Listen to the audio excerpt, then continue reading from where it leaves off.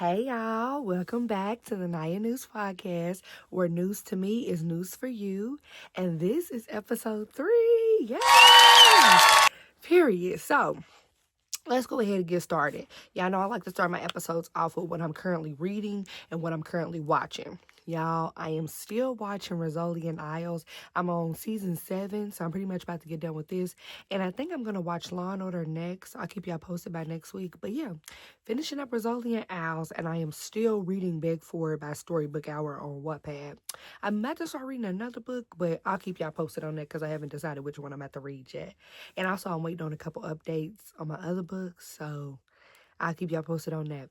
Also, like food addictions, this week, I haven't really been addicted to much. I did go back to Wing Station once. I know in my last episode, I was saying like I was on Wing Station really bad. I did go back to Wing Station, but I don't think I'm on it bad right now anymore. I'm not on Jersey Mike's bad anymore. Right now, it's just like, I done had Cane's a few times, but I'm not really on nothing really bad right now. I'm just flowing and eating and flowing and eating, you know? So, let's jump right into it for pop culture. What is going on in the world? Today, I want to talk about the Tati and Boston Richey situation. So, I want to start this by saying I hate that black girls don't just get to be girls. What do I mean by that? I think a lot of times black girls are robbed of their girlhood because one, not only do they have to deal with racism and have to deal with misogyny, they also have to deal with that internal misogyny in their homes where they're forced to do so much more, or we were forced to do so much more. I can't say all of these things apply to me personally, but I do get that sense of like black girlhood because of course I was a black girl before. But just saying that to say, I feel like a lot of black girlies are robbed of their girlhood because of sexism, misogyny, and racism. With that being said, why can't girls just be girls? And why can't we just see them as girlies? Why are there people out here asking Tati, well, she was fast enough, you know what I'm saying? She looked quick enough to be able to know what she was doing, or because she looked like this, or because she was with somebody who was supposed to be affluent, or doing this for her, doing this for this, and doing all of this, it was supposed to be okay. At the end of the day, what kills me with people, once again, going back to bad girls, because even in a situation with like R. Kelly, people will be quick to say, people who love R. Kelly or who want to defend R. Kelly are quick to be like, well, they wanted it. Them girls wanted it. I wouldn't say that a perv hanging outside of a high school who's also famous, all of them girls were just seeking him out. And even if they were, there is no little girl fast enough to attract a grown man who ain't no pedophile. With that being said, why do the girlies always have to be put in blame? That goes back to the misogyny of the situation where I'm saying black girls are getting robbed of their girlhood. Why are they not allowed to be children? Why are they not allowed to be able to be in a place where they're supposed to be taught? Why can people not recognize the fact that these are girlies? These are kids. These are young teenagers who are in a place to be groomed. But you know what? When it's time to defend their sons, they never misunderstand that. It's always, oh, he didn't know no better. That's how he got in that gang. He was young, dumb, and this, girl. He did all of it. He got in trouble at that school because he didn't know this and he didn't know that. And, he don't do this in the house because he just don't know. And, he's trying his best. It's always excuses for the black sons. And I'm not saying that this doesn't go on around the world. I'm just talking particularly about the black community because I'm black. Okay? It's always excuses, which also tie back to patriarchy, of course. Always excuses for the black sons. Even when the black sons are clearly grown-ass men, it's always an excuse for them. But for a black little girl never gets those excuses. No, she got to come in the house and clean the whole damn house up like she's Cinderella. No, she don't get no excuses. She got to do this for you and do that for you. And she gets put on harsher punishments. And you expect this of her, expect this, but don't expect nothing of the son. Continuously baffles me. Going back to Tati. One, I'm sending her a lot of love and I'm praying for her because it's not easy to be a victim of 1, domestic violence, 2, a victim of kidnapping, and 3, a victim of grooming and basically rape at times, statutory rape. To get up, stand up, share your story, despite how critical people are of you, especially when you are the victim in the situation. And also, I appreciate the way that she's been able to stand up for other teenagers and even take things down. I seen one message where it was like, she had exposed a message of like another girl who got shown an inappropriate tape of another girlie who was also a minor. And another girlie had wrote her, one of the girlies who was pictured in it, she was like, can you please take this down? I think people recognize me. You couldn't blatantly see the tape, but you could see a part of the girlie's face. And I like how she spoke up for the others. She was like, it was about 9 15-year-olds that reached out to her and also let them know that they was put in harsh predicaments by Boston Richey, and just basically, once again, statutory rape, grooming, manipulation, all of these things. And the fact, it's just so gross. And it's why I need him under the jail, with the fact that you not only are grooming and raping minors, you are recording them and showing these inappropriate tapes to other minors. He's got to go away. He's got to go to the jail. He's got to go to the jail. And I hate that she even had to expose that he was basically coercing her into doing explicit things. And the reason why I say coercion is because this.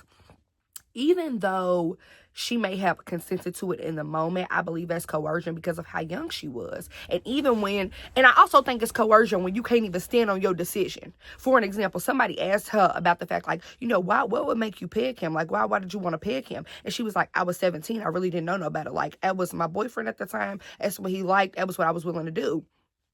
I don't like that. And of course, everybody's going to make it about being gay. Gay, gay, gay, gay, gay. Who cares? Like, let's talk about what's really essential here and what's really important. The importance of the situation is that he's a pedophile. Okay? He's a pedophile. He's a groomer. He's abused Tati, and he's abused numerous other girlies. That's all we need to be talking about. The pegging situation, and I know she exposed that about him, and I know, of course, that was going to have certain implications, too. Of course, that was what is going to get the people going about it. Like, oh, my gosh, she's getting pegged. But, me, I don't feel like it's gay when you're doing something with a woman. I'm not going to say it's gay because it's still being performed by a woman. But what I will say is that's a bit much for me. And my homegirls, like all of that, I really can't fathom all of that. But also, too, I just felt bad for her. Again, once again, she's a baby. She's a 17-year-old. And, you're 17. You're exploring your sexuality. You're being groomed. And this man is convincing you to stuff that you would have never really wanted to do. Like, it's just stuff you... And then that's another thing, too. Oh, my gosh. The men online... Men are so homosocial to where it gets to a point where, although they're homosocial because of misogyny, like they value men's opinion, they want to be validated by men so bad, but it gets to a point where you just want to tell them to go ahead and be homosexual. Because it's like they want men's validation so bad. They want to tell you how to be a perfect girlfriend, how to be a perfect this, or what you should deal with to be with these men. At times, it just feels like they literally want to be with them. Now, granted, I do think they're attracted to women, but it's just like their obsession with men. Like when I made the TikTok about Clay and Megan's situation, the men in the comments, oh my gosh, it was just like you would have really honestly felt like they were auditioning to be Clay's boyfriend. Like, literally, they were saying each thing they would do. You know what I'm saying? They keep telling you how to be the perfect lady. But essentially, at times, they just wish they could be the perfect boy. I'm not saying all of them are gay. I'm not saying all of them are gay, but it gets homosocial to a point. It gets to a point where it's like, do you want to be with him? Like, the way they defended Boston Richey, it's kind of like, do you want to be with Boston Richey? Like, we know y'all want men's approval. We know y'all want men's validation. We also know y'all want to be able to get in these men's places. That's what you're aspiring to be. But it gets to a point where it's like, oh my gosh, the jealousy about these girlies and the hatefulness and the resentment. It gets to a point where it's like, do you want to be his boyfriend? Like, are you hoping you next? That was that. And then it's also the pick-me's. Oh my gosh. Well, she wasn't saying all of this when she was getting this and getting that and getting this and getting that. Baby, she's a child. She's a child. And I felt the girlies because people was on Twitter like, you don't believe a 17-year-old could be coerced, but you 26 and you somebody's fourth baby mama. Hello.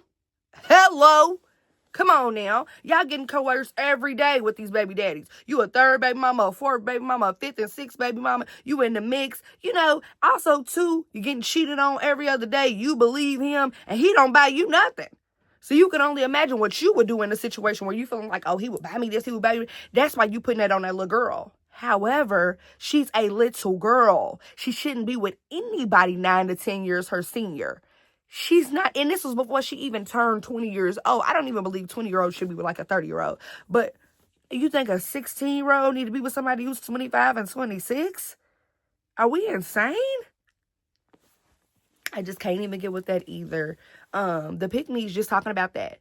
Blaming her, basically. Blaming the fact that, like, and also, too, so many people, the girlies. I said the boys, but the girlies want to switch places with her. It's to a point where they feel like, hey, baby, if you get me a bag, or you get me a this, or you buy me that, then I'd be willing to do it, too. But, hey, y'all, it's not you.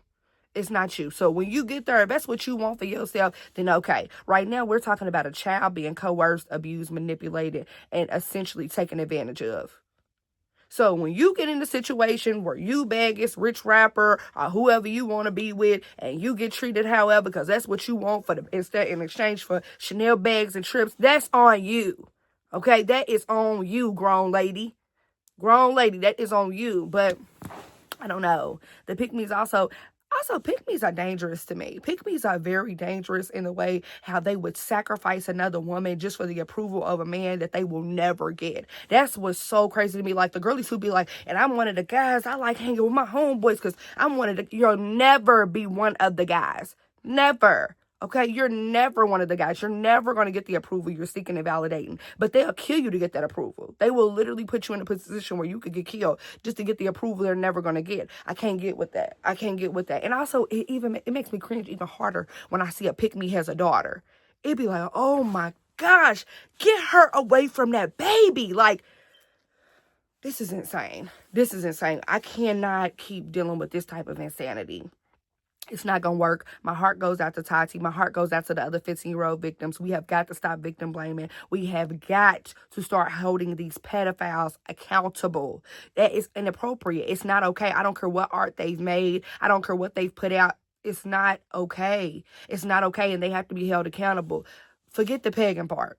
Like, the pagan part, that ain't none of our business. Tati did expose it, and I'm not saying that wasn't a part of the whole situation where she was proving the coercion, but it's just like, all the gay implications, let's let that go. Let's let that go. So what if he's gay? I don't care if he's gay. They don't got nothing to do with me. Okay? What do have something to do with us and the way we can hold people accountable is the pedophilia. Stop it. Like, let's stop that. Moving on. Also, too, before I end that segment, let little girls, especially black little girls, enjoy their girlhood and enjoy the fact that they are a child, and stop blaming them for everything and stop holding them to this standard that most of the time you're not even meeting. Like, come on now. Lesson of the week, right? My lesson this week is that I've had to learn that always be willing to adapt and adjust, especially when the mission is still going to get done. So originally, I say that to say, one of the situations I had this past week was, originally I thought I was going to be done with my master's work by the end of June. Turns out it's split into 2 by terms. I won't be done with my master's work until the end of August. Nonetheless, I had to think to myself, because originally I was like, hold on, like, I want all of this done to be done by June. Like, I'm ready to be done with it. But then I thought about it. I'm like, August just makes 1 year. Like, you spent the year in the program. Do the year. Take your time. What are you rushing for? Everything's going to work. Like, it's like the adjustments, I can work with the adjustment, and it doesn't set off my timeline. I still will graduate in December. Everything is still straight. And on the bright side, that was one thing that really went good for me last year. Well, not last year, last week, girls. I got my grades back for my last classes. I got another 2 A's. I got a 4.0 cumulative right now. Like, I'm very happy about that. Very proud of that. So I'm just like, my last week's lesson has really just been being willing to adapt, being willing to adjust, because you don't know how great things can get when you are willing to adjust. And I just say that in advance because I know that, like, when things happen to me, a lot of times I feel like they're happening for me. Like, although I may not know the reason, or although I originally had plans to where it's like, all right, I wanted this to be done by June. I know it ended in August. Ain't going to do nothing but put me in an even better position. I don't know what blessings is going to come from it, or what good things is going to work out for me, or what it's going to open up for me. But I just know something great is going to happen. You know, I just believe everything good is working in my favor. So at that point, but I know it can be like frustrating at times, and it can create a lot of anxiety for me at times where it's like, hold on now, we changing the timeline. I got to adjust. I got to do this. I got to do that. I got to do this. I got to do that. But taking it a day at a time and just realizing that things just don't always work how I plan. And I am a big planner. I am the person, I want A, B, C, D, E, F, G planned out. But I'm also not the person, like, I try not to harp too bad on, like, if I'm at A and then B and C got to switch, I will be a little stumped up, but I just have to get with it because my main thing is I like to get the mission done. Whatever I'm trying to complete, I'm trying to get it done. So being willing to adapt and adjust always works for me because it's just like you ain't gonna get it done if you stuck at A. If you stuck at A and you trying to get to Z, you're not gonna get it done if you get tripped up because you had to switch L and M. You know? So I'm willing to adjust. I'm willing to adapt. And I'm just retraining my mind and understanding that my blessings are bigger than any anxiety that I will feel. You know, things are going to work out even when I don't have the control that I'm searching for when I do start to feel anxiety. So, this week's been good. And it was just Derby. And Derby was I just had such a fun weekend. So it was like, it also was just showing me that, like, it's okay to live in the moment. It's okay to go with the flow. Once again, it's great to be adaptable because things can work even better than you planned them to. So yeah, y'all. I hope y'all weeks has been going well these last few weeks. I also hope the rest of this week goes well. I hope you all enjoyed this episode. Don't forget to subscribe, like, and comment. And I will see y'all in my next episode on next Monday.